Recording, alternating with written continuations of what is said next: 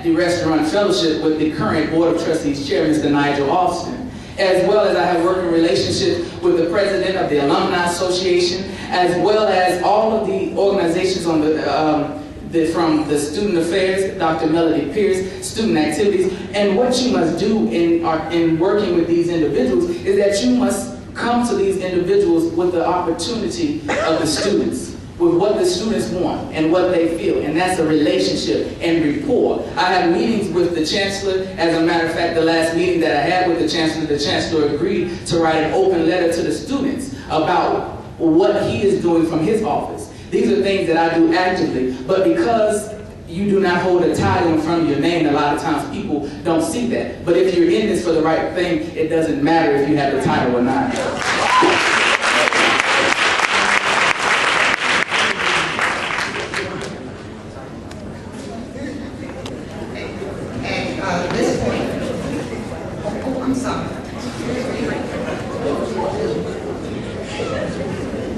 The most important duty is to understand the students. But how can you understand the students on a daily basis if you, as the SGA president, only come around in March and April trying to ask the students what their concerns are? Alright, also, the question that they just asked. As your SGA president, I will relate to other institutions here in the university, because I have already established relationships, so I'm going to continue the progress and continue the change here on our university campus. I work with Dr. Melody Pierce, the Vice Chancellor of Student Affairs, on numerous issues, such as other entities in the university. I work with Ms. Linda Emmett to change the visitation policy, which will go into effect in fall 2009. So I'm showing you, through the work that I have already done, that I have already established and will continue to relate with these institutions within the university. Also, we increased donations with the alumni, so we have established relationship with that entity here in the university. Other institutions such as the Board of Trustees, we meet with Harold Redpath, meets with them, and I've gathered with them and talked with them and heard their concerns. So they already respect me, and they already have established a relationship with me, so that's how I will continue to relate with these institutions to make sure that I do my job here to make sure that their students have their things accomplished.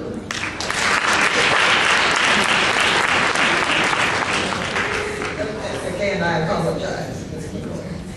So at this point, Dr. McThompson and I will ask the two candidates some impromptu questions, okay, that they may be hearing for the first time.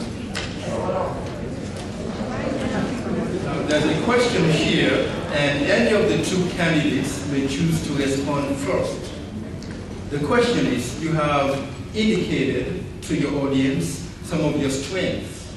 Now tell us some of your weaknesses and what you have done to overcome those weaknesses.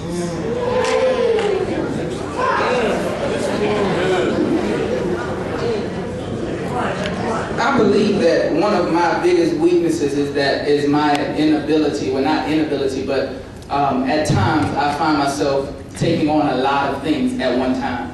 I take on a lot of stuff, and sometimes I don't effectively put as much effort as can be pushed into all of those things at one time. Many people say, do one thing great, instead of taking on a lot of things, and that's one thing that I do. I do take on a lot of things, but right now the opportunity that I have now, and being a resident assistant has shown me ability to multitask and put and exert energy in multiple directions in order to effectively accomplish the task that's at hand.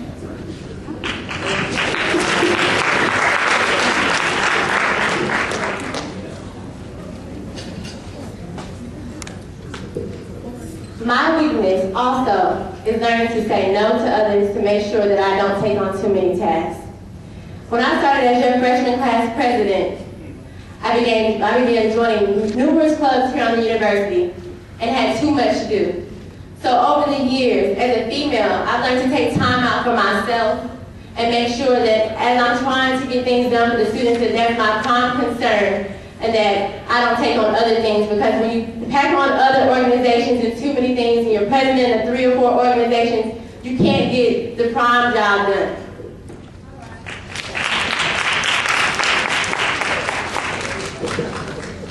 Okay, both of you candidates have talked about being representatives for the students here on campus, being their voice in these various meetings, and understanding their needs.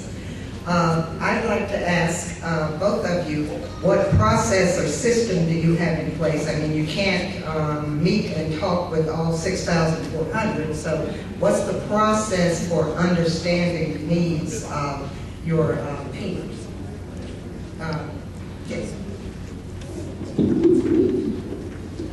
For myself, as president of the NAACP, on last semester, started a campaign called NAACP Cares Campaign. And what that campaign did is that we began to go around to the different residence halls here on campus and begin to talk with the students where they were, where they live, because every student is not able to come here to a debate or to come to a student body forum or to even come by the SGA office all the time. So with the NAACP Cares campaign, what we did is that we began to go around and talk to the students where they were, talk about what the NAACP was doing, and ask them what were their issues, and pass them along to individuals that were able to fix those issues and fix those problems. And that is a campaign that I would like to bring over into SGA, an SGA Cares campaign where we meet the students where they are, because the students elect these officials into these positions, and we should not have to look for them, but they should be looking for us. That is the type of leaders that we have. If you're a servant leader, you serve the students where they are. If you are a community leader, you serve the students in the community that they live. And that is the type of person that I am, and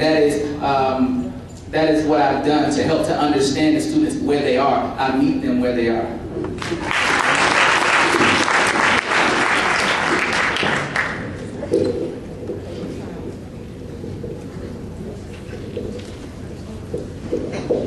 I've always understood and learned that I can't be everywhere at every time. So what I've done through SGA is utilize the class councils and the executive board members, have a friend tell a friend, and then have them bring all the information back and tell us what the students' concerns are. Also, within SGA, everyone has email here on the university campus, so we send emails. When people have issues, they email me back, I respond and try to address their issue. So that's how I meet the students where they are.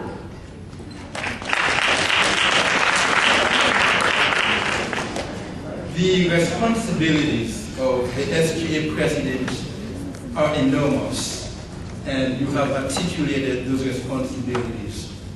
Now, we would like for you to tell us what you will do to ensure that while serving as SGA president, you will maintain strong academic standards and ensure that your work will not be impacted upon negatively because of your office.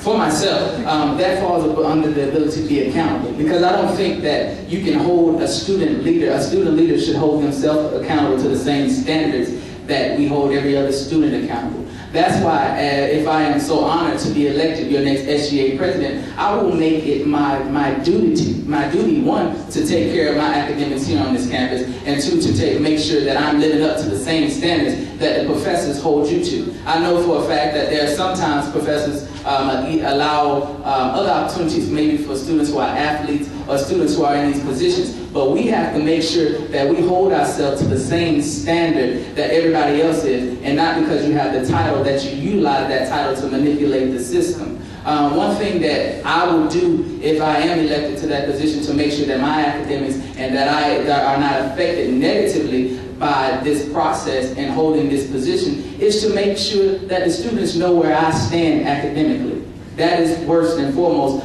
You should know where your leaders stand on their academics. That's about being accountable. I cannot ask anybody else to be accountable if I am not accountable for myself. And I need to be accountable to the students if I am representing you. And if you believe that your SGA president is not being accountable, you should have the power to let them know that. And that's the type of SGA president that I would like to be.